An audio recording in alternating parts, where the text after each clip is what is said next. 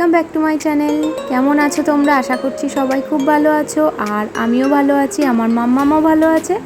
আর মাম্মাম কিন্তু আজ সকাল সকাল চলে এসছে তোমাদের গুড মর্নিং জানাতে। তা মাম্মামের কিন্তু সকাল হয়েছে রাত 3টেই। তা মাম্মাম তো এখনও ঘুমায়নি, তা চেষ্টা চলছে মাম্মামকে ঘুমানোর, ঘুম পাড়ানোর। আর এই যে চোখ দুটো দেখো, চোখ দুটো দেখলে বুঝতে পারবে আমার মাম্মাম ঠিক কতখানি দুষ্টু হয়েছে। ক্যামেরা দেখলেই এখন শুধু এরকম করছে, জানো। আজ কদিন ধরে আমি শুধু খেয়াল করছি। চলো ভিডিওটা দেখতে থাকো। তা ফাইনালি মাম্মাম ঘুমিয়েছে, ওকে আমি খাইয়ে ঘুম পাড়িয়ে দিয়েছি, দিয়ে ওর ঠাম্মির ঘরে মানে আমার মার ঘরে ওকে আমি রেখে এসেছি। আর ও এখন ওখানে ঘুমাচ্ছে, ওখানেও ভালোই ঘুমায়, ওখানেই বেশি ভালো ঘুমায় এই ঘরের থেকে। তো যাই হোক, ওকে ওখানে ঘুম পাড়িয়ে দিয়ে এসে আমি এখন আমার ঘরটা গুছিয়ে নিচ্ছি। অনেক দিন হয়ে গেল তোমাদের সাথে ঘরের কাজ বাজ শেয়ার করা হয় না, তা ভাবলাম আজকে একটু শেয়ার করি। তা দেখো এখানে আমি বেড কভারটা চেঞ্জ করে নিলাম। এখন আমি প্রতি 2 দিন অন্তর অন্তর কি 1 দিন অন্তর অন্তরই চেঞ্জ করি। আর তোমরা অনেকেই আমার বলছিলে যে আমি বেড কভারগুলো কোথা থেকে কিনি, আমার বেড কভারগুলো তোমাদের অনেকেই বলছিলে ভালো লাগে। তা বলি আমি কিন্তু বাজার থেকে বা দোকান থেকে খুব কমই কিনি, কারণ এখন আর বাইরে যাওয়া হয় না, সে কারণে আমি বেশিরভাগ অনলাইন থেকেই কিনি, মানে ফ্লিপকার্ট থেকে কিনি। ফ্লিপকার্টের বেড কভারগুলো সত্যি খুব ভালো হয়, আর এগুলো পিওর কটন বেডশিট। তা আজকে আমাদের বাড়ি গেস্ট আসবে, আজকে আমার দিদি জামাইবাবু ওর মেয়ে আসবে মাম্মামকে দেখতে। তাই আজকে একটু রান্নাঘরে চাপ আছে, আমি যাব রান্নাঘরে। সেই কারণে আমি সকালে তাড়াতাড়ি করে ঝটপট করে কাজগুলো করে নিচ্ছি, ঘরের কাজগুলো। অন্যান্য দিন সকালে একটু ঘুমাই মাম্মাম ঘুমালে, তা আজকে আর ঘুমাচ্ছি না। আজকে যদি সময় হয় দুপুরে ঘুমিয়ে নেব। তা সেই কারণে রান্নাঘরে চাপ আছে বলে আমি আর শুলাম না আজকে। তা ওই জন্য ঘরের কাজগুলো ঝটপট করে রান্নাঘরে যাব। আর এখানে কালকে কিছু জামা কাপড় ছিল একটু ভেজা ভেজা, সেইগুলো আমি ব্যালকানিতে দিয়ে দিলাম। সেরকম ভেজা না, ব্যালকানিতে দিলেই মোটামুটি শুকিয়ে যাবে। আর আজকের ওয়েদার দেখো, আজকে সকাল থেকেই মেঘলা ওয়েদার। তাই দেখো আমি চলে এসেছি রান্নাঘরে। এখানে আমি পেঁয়াজ, আলু, টমেটো মানে যা যা লাগবে, আমি জানি আজকে কী রান্না হবে। রতিন আমাকে ফোন করেছিল, বলল মাটন নিয়েছে। তা সেই কারণে আমি এগুলো গুছিয়ে রাখছি, যাতে আর মাটন করতে একটু টাইম লাগে, সেই জন্য গুছিয়ে নিচ্ছি যতটা পারছি। আর এই যে আজকে ব্রেকফাস্টে ছিল সকালে, যেটা আমি এটা প্রতিদিনই খাই, ভাত, আলু সিদ্ধ, ডাল, পাঁপড় ভাজা, এগুলো আমি প্রতিদিনই খাই, এটাই আমার ব্রেকফাস্ট হয় প্রতিদিনের। আর এই যে চলে এসছে আমার দিদি, আমার মাম্মামের মাসিমণি আর জামাইবাবু।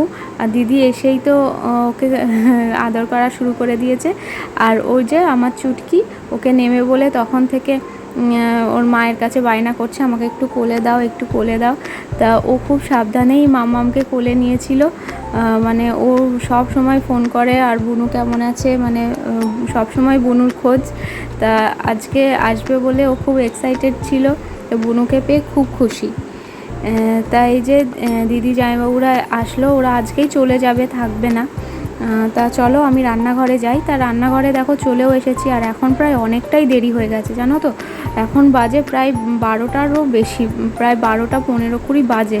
তা এখন দেখো আমি এখন মাটন সবে ধোবো, তারপরে রান্না হবে। তা এখন কটা বাজবে জানি না, আর মাটন করতে টাইম লাগে যদিও অনেকটা। তা আর এখানে আছে দেখো রুই মাছ। তা আজকে মাটন হবে, রুই মাছ হবে সাথে। তো যতটা সম্ভব চেষ্টা করব তাড়াতাড়ি করে করার। আর দেখো এখানে তো সব গুছিয়েই রেখেছিলাম আমি। এখানে আলু কেটে রেখেছি, টমেটো, তারপরে এখানে মানে আদা পেঁয়াজ রসুনের পেস্ট আছে, খুব অল্প মশলা দিয়ে মাটন করব। এখানে পেঁয়াজ কুচি আছে, আর আছে এখানে দেখো ডাল হয়ে গেছে, ডালটা সকালে কুক করা হয়ে গেছে।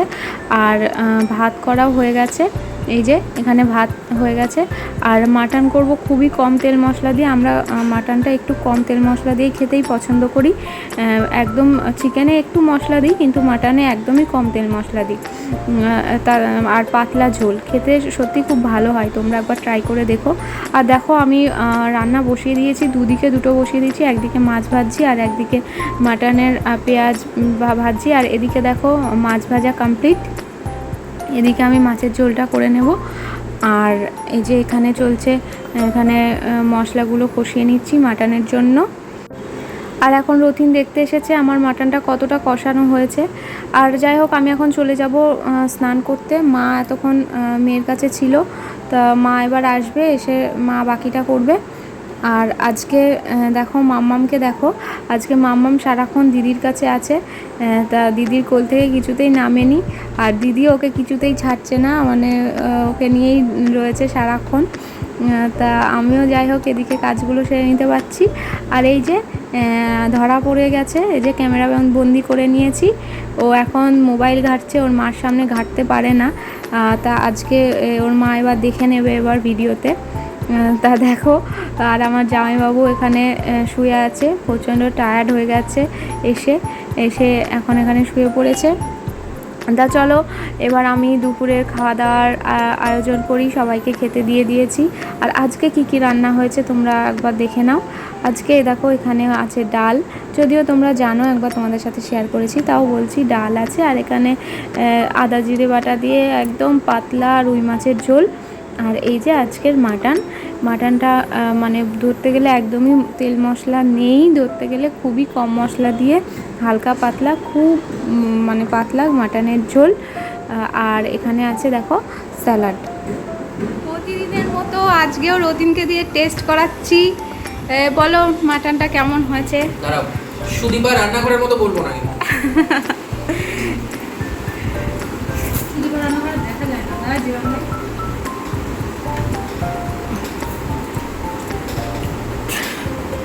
একদম অতুলনীয় হয়েছে। মেনলি মাটনের ঝোল, আমরা একটু ঝোল মাটনই করি, আর রতিন তো ঝোল মাটন খেতে খুব ভালোবাসে, একদম হালকা পাতলা তেল মশলা একদম কম দিয়ে।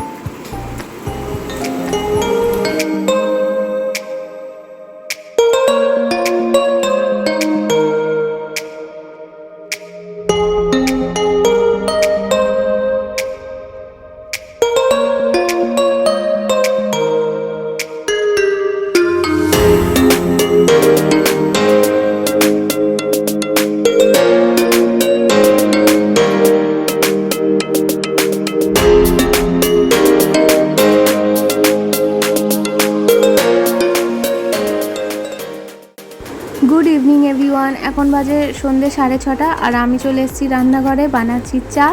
এর আগেও একবার চা বানিয়েছিলাম দিদি জামাইবাবুদের জন্য, ওরা খেয়ে বেরিয়ে গেছে। অনেকবার বলেছিলাম, তা থাকলো না, বললো পুজোর পর আবার আসবে। আর এই যে এখন আমরা চা খাচ্ছি, চলো রতিনকে চাটা দিয়ে আসি। আর দেখো আজকে আমাদের বাড়িতে কে এসেছে, আজ জানি না কোন দিকে সূর্য উঠেছে, এনার দেখা পেয়েছি আজ। তো চলো পরিচয় করিয়ে দিই, এটা দিদিভাইকে তো তোমরা আগেই দেখেছো, আমার ছোটদিন ননদ। আর এই যে এটা তার হাজব্যান্ড। তা আজকে এসেছে মাম্মামকে দেখতে, আর মাম্মামের জন্য নিয়ে এসছে পুজোর গিফট। আর মনা আসতে পারেনি, দিদিভাইয়ের মেয়ে, ওর এক্সাম চলছে বলে, তবে এক্সামের পর ও নিশ্চয়ই আসবে বলেছে। আর এখানে দেখো আমার মাম্মামের কাঁথাগুলো আছে, মাম্মামের কাঁথাগুলো শুকাতে পারিনি বৃষ্টির জন্য, তা সেই জন্য ড্রয়িং রুমে একটা টেম্পোরারি দড়ি টাঙিয়ে সেখানে এগুলো মেলে দিয়েছি, যতটা শুকায়, তারপর আমি যদি রোদ ওঠে পরের দিন রোদে দেবো, নইলে আমি ভালো করে আয়রন করে নেব। আমি এরকম হালকা যদি না শুকায় তাহলে আমি সবসময় আয়রন করে নিই। আর এই দেখো আজকে রাতে চলে এসেছি, রাতের ডিনার রেডি করছি। আজকে খাবো আমরা বেগুন পোড়া খেতে ভীষণ ভালোবাসি, আর এবছরে প্রথম খাচ্ছি বেগুন পোড়া। তা তোমরা কে বেগুন পোড়া খেতে ভালোবাসো সেটা আমাকে অবশ্যই কমেন্টে জানিও। শুধু আমি না, আমাদের বাড়ির সবাই ভীষণ ভালোবাসে বেগুন পোড়া খেতে, রতিন তো মানে পাগল, বেগুন পোড়া খেতে এত ভালোবাসে। আর এই দেখো পেঁয়াজ কুচি, লঙ্কা কুচি আর টমেটো দিয়ে আমি একটু সর্ষের তেল, লবণ এইসব দিয়ে আমি বেগুন পোড়াটা মেখে নেব। আর একটু ধনেপাতা থাকলে ভালো হতো, তা ঘরে ছিল না বলে সেজন্য আর দিতে পারিনি, তবে ধনেপাতাটা খুব মিস করছিলাম। যাই হোক হলো না, কিন্তু এটাই অসাধারণ হয়েছিল। তো আমার তো ভীষণ ফেভারিট, আর রতিনও খুব ভালোবাসে। তোমরা কে ভালোবাসো অবশ্যই আমাকে কমেন্টে জানিও কিন্তু। তো ডিনারে চলে এসেছি, আর আজকের দেখো ডিনার আমাদের রুটি, বেগুন পোড়া, কাঁচা পেঁয়াজ, আর আছে এখানে মিক্সড আচার। তো ডিনারের পরে দেখো এখনও কাজ শেষ হয়নি, এতগুলো জামা কাপড় গোছাচ্ছিলাম, সেগুলো আর ক্যামেরা করিনি।